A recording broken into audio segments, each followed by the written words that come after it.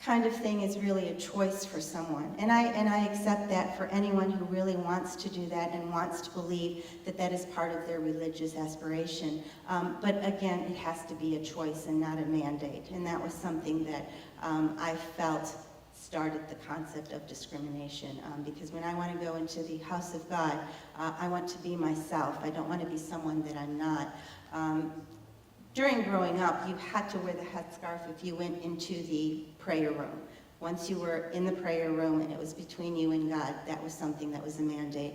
But into the hall area and into the place where we had all the gatherings, that was not a priority. So I still struggle with that concept because I feel everyone has to be accountable for their own actions. And the concept of the headscarf really perplexes me, because the concept of a headscarf is to be extra modest, I guess, to avoid any insinuation from other individuals. But then again, that goes against the concept of being accountable to who you are and what you think about. So I'm not going to say any more on that because I don't want to get in any more trouble. During the process of being in the mosque, I actually became a Sunday school teacher. And I taught for quite a while, and it was a real wonderful experience. And I taught the kids that were in my class about acceptance, about religion, about our Prophet Muhammad, about Gabriel, about all the different things that Islam holds true, that really I found were more of a commonality to the monolithic religions than something that was different in nature.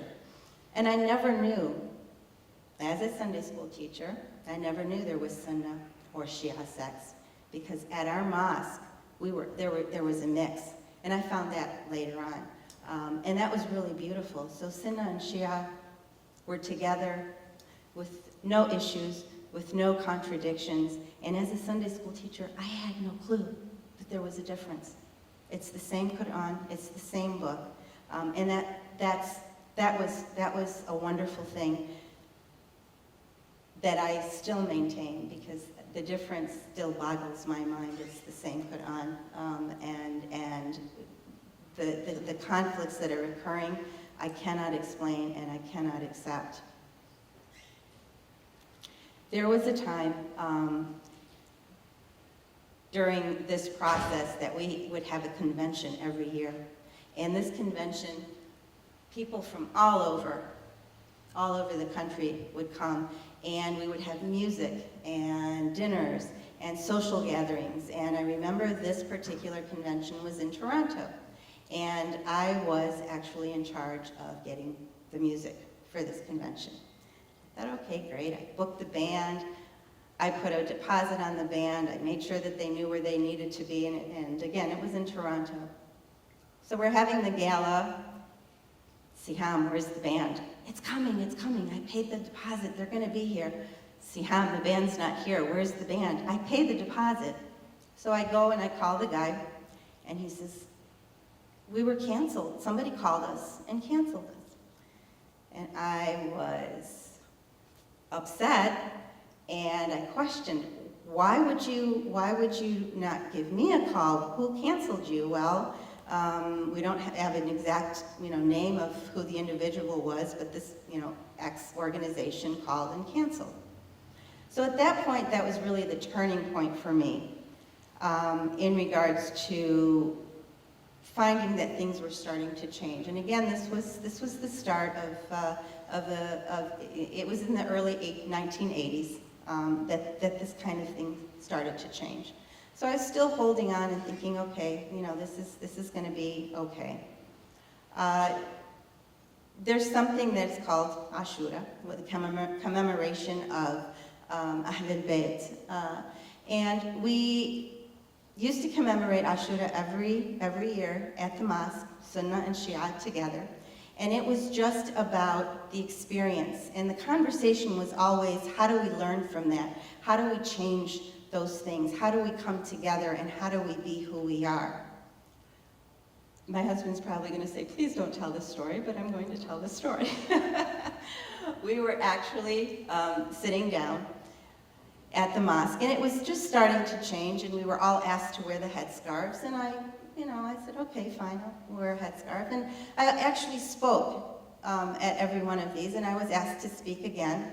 I said, okay. So I went up. My speech was, how do we come together? How do we learn from our past? How do we learn from our mistakes? How do we, bring people together? And I finished. I sat down with my husband, and also a friend of mine who was Christian, because that was normal for me to bring friends to these kinds of things, and for me to go to the church and be part of theirs as well. And we had a mutual friend that was with us who was Muslim as well. And we're sitting, very normal, natural, and all of a sudden there's some individuals that walk through the door, and they had the black headbands, and they started pounding on their chests. Now, I had never seen anything like this. And it was a little bit nerve-wracking, because I'm thinking, oh my God, what's going on? And it was all these men walking through. Now, my friend, who I grew up with, who was Muslim, actually was underneath the table, because he was scared, didn't know what was going on. And my other friend, who's Christian's going, sort of half underneath, going, oh my God, what's going on? And I'm thinking, oh my, are we being rushed? Is something happening in the mosque? And the only person sitting there laughing at us was my husband, Hassan. Now, all three of us, of course, were born and raised here, and he was born in Lebanon, so he was a little bit familiar with this kind of thing. So they were walking in, and I'm looking at him, and we weren't married at the time, but I'm looking at him, and he's got this calm, face, and sort of smiling, going, it's okay, it's okay.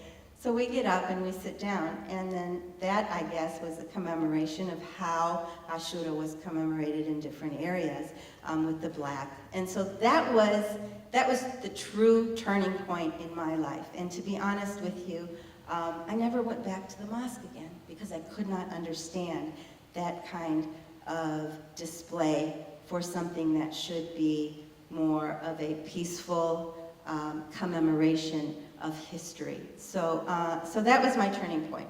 Never went back. And then through that process of thinking, okay, this is a certain movement, but I am who I am, and I have to be true to myself. A friend of mine, whose mom passed away, his mom was Muslim, his dad was Christian, and he, of course, he practiced the Muslim faith. So he called me one day, said, my mom passed away, she wants to be buried next to my dad, and she wants to be buried in the Muslim faith. And I said, of course, why is there a problem with that? And he says, well, I can't find an imam that will do it, because she's going to be buried next to my dad. So in our search of trying to find someone who would do the prayer of someone that had passed away, it was a difficult find, and come to find out later on that these imams were so, and I want to say narrow-minded, that they did not want to bury this person next to someone that was Christian. And at that point, that was done. I was done. In regards to the practicing type of Islam that I was actually witnessing, because it was an oxymoron in regards to what I grew up with and what I valued and cared for. So it was very difficult for me to come to terms with all of that. I became a little depressed. I thought, this is my world. This is everything that I was as a human being. This was something that was part of me. This was something that I practiced. This was something that I loved. And for me, Islam meant acceptance. Islam meant a way of life. Islam meant love.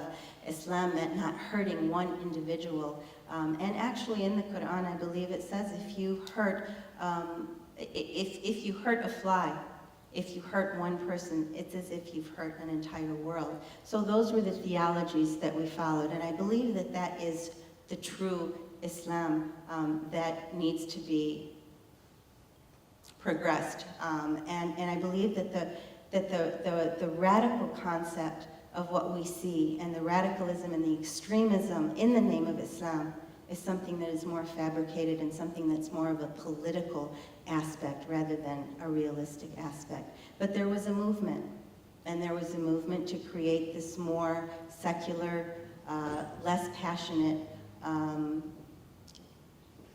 direction of Islam. So leaving the mosque did not necessarily mean that I left who I am.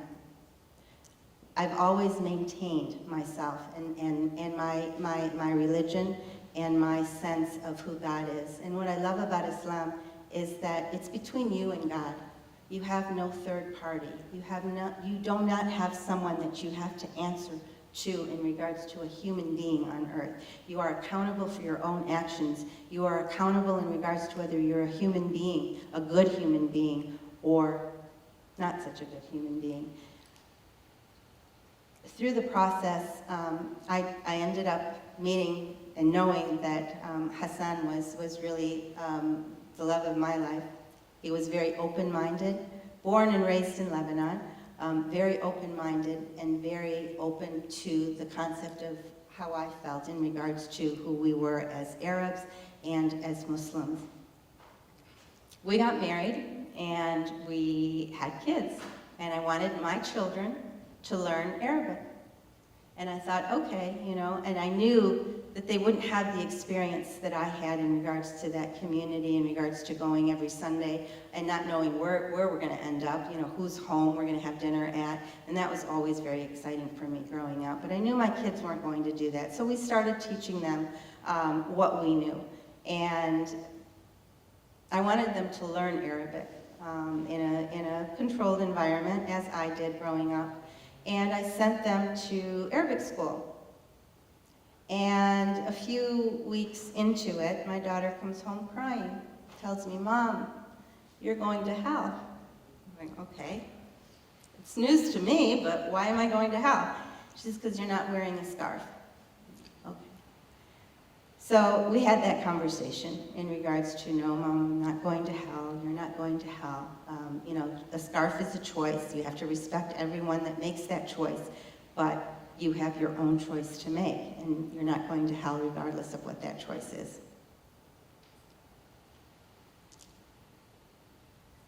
The week after, and I thought, should I take them out, should we not? We had a discussion. We kept them in. The week after, my son comes back crying his eyes out.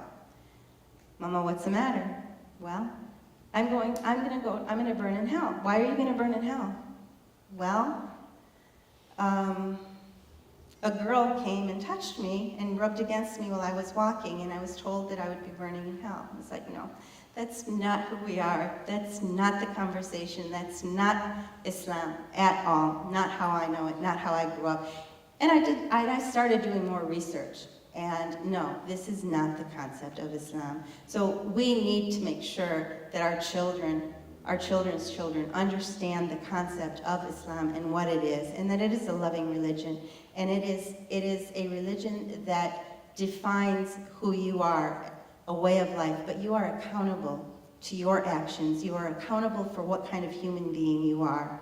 It's about humanity, and it's global. It's not a restricted vision of what we see today. So if there's anything that I want to leave you with today, it's that, to do your research, to understand that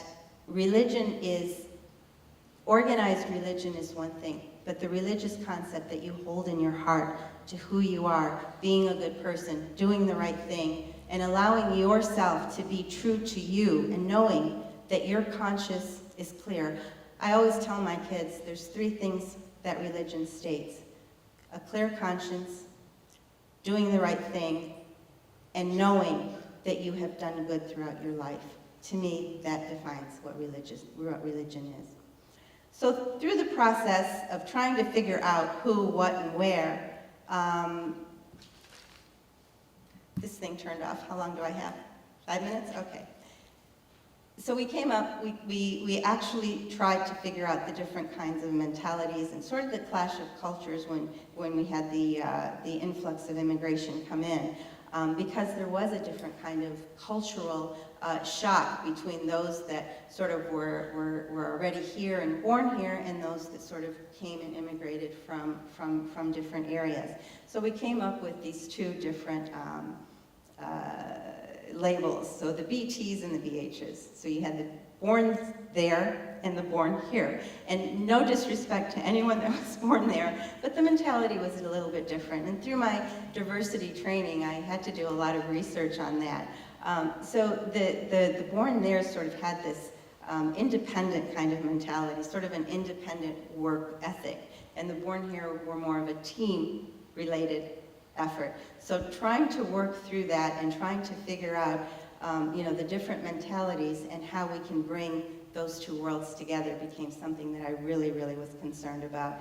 I was one of the co-founders of Friends United because I felt that through the conversation of religion, it was getting lost. And I really wanted people to understand that we are more alike than we were different. So the group Friends United was an interfaith group. And what we did was we brought people of different faiths, Jewish, Buddhists, Muslims, Christians, and they all had to sit at a table together in different areas, and they all had certain questions that they had to ask to each other.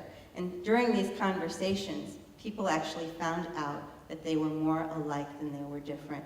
People didn't know that in Islam we believe in Jesus Christ, and that he's mentioned 32 more times in the Quran than the Prophet Muhammad is. People don't realize that we believe in the Virgin Mary, and that we name our children Maryam and Isa, which is the Arabic version of Jesus.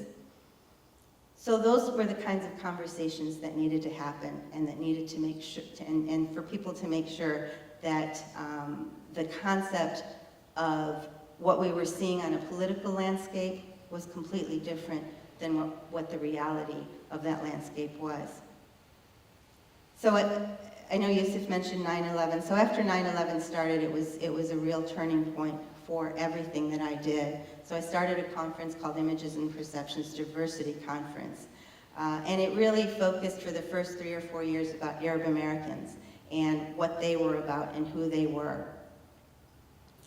And through the process of that and through the conversation again, I was presenting with the gal, Guadalupe Lara, who was of Hispanic descent, and after I did my presentation, she came and did hers, and she would say, like Siham said in the Arab and Muslim community, like Siham said, and I thought, yeah, absolutely, we are alike. We are more alike than we are different.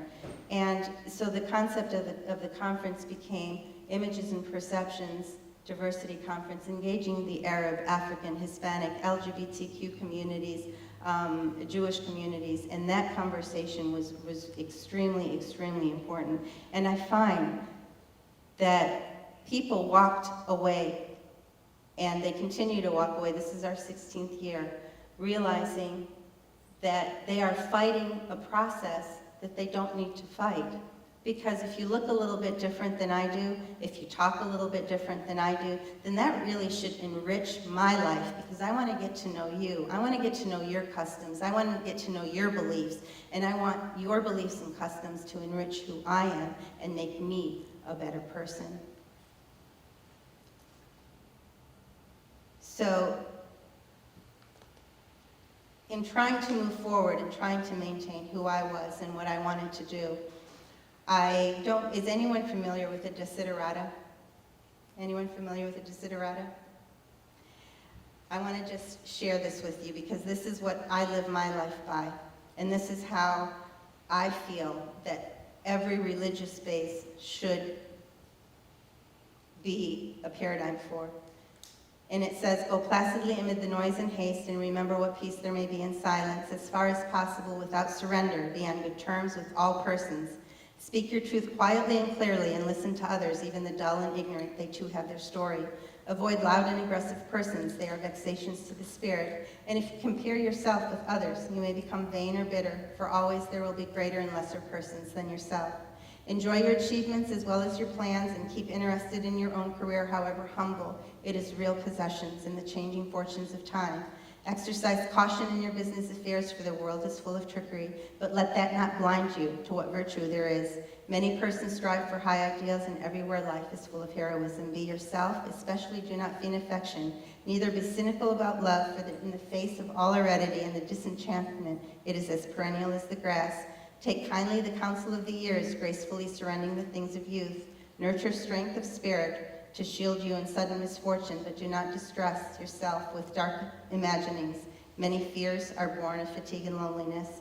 Beyond a wholesome discipline, be gentle with yourself. You are a child of the universe, no less than the trees and the stars, and you have a right to be here. And whether or not it is clear to you, no doubt the universe is unfolding as it should. Therefore, be at peace with God, whatever you conceive him to be. And whatever your labors and aspirations in the noisy confusion of life, keep peace in your soul. With all its sham, drudgery, and broken dreams, it's still a beautiful world. Be cheerful and strive to be happy. Thank you so much.